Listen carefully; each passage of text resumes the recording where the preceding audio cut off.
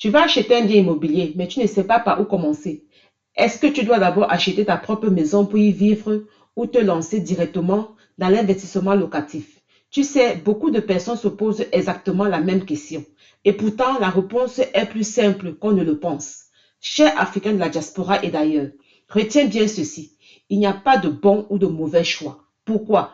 Parce que chacun a son parcours, ses contraintes, ses rêves, ses objectifs.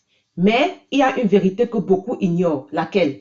Que tu achètes ta résidence principale ou un bien pour le louer, dans les deux cas, tu peux t'enrichir. Oui, tu as bien suivi. Oui, ta maison peut te rendre riche si tu connais les bonnes stratégies. Laisse-moi te donner un exemple concret. Si tu es encore jeune et que tu n'as pas d'enfant, ou tu en as, mais ils ont moins de 6 ans, parce que oui, il ne faut pas les troubler en changeant d'établissement scolaire de gauche à droite. Tu as une carte maîtresse entre tes mains, un jackpot. Tu peux acheter un appartement, faire une excellente affaire, y vivre 3 ans, puis le revendre sans impôt sur la plus-value. Ensuite, tu recommences. C'est légal, c'est intelligent et c'est un moyen puissant de te constituer un capital et de prendre ton indépendance financière. Mais peut-être que toi, tu rêves d'une grande maison avec un jardin et c'est légitime. Ce rêve également peut t'enrichir. Comment? Tu achètes une maison avec un sous-sol aménageable, une dépendance, un studio, une chambre supplémentaire et tu loues ces espaces.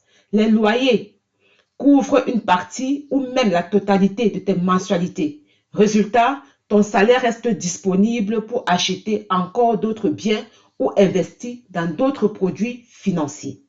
Petite pause. Si tu n'es pas encore abonné à la chaîne Parlons Monde IT, fais-le maintenant. Like et partage. Alors, on continue.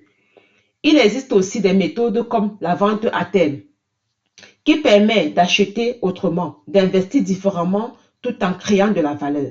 Et ne t'inquiète pas, je parlerai de toutes ces stratégies dans les prochaines vidéos. Tu sais, l'immobilier est un domaine rempli de règles, de limites et de contraintes. Mais il y a toujours des façons de contourner ces limites, d'optimiser, d'avancer, de bâtir un patrimoine solide, même quand on ne gagne pas énormément. Tu as bien compris.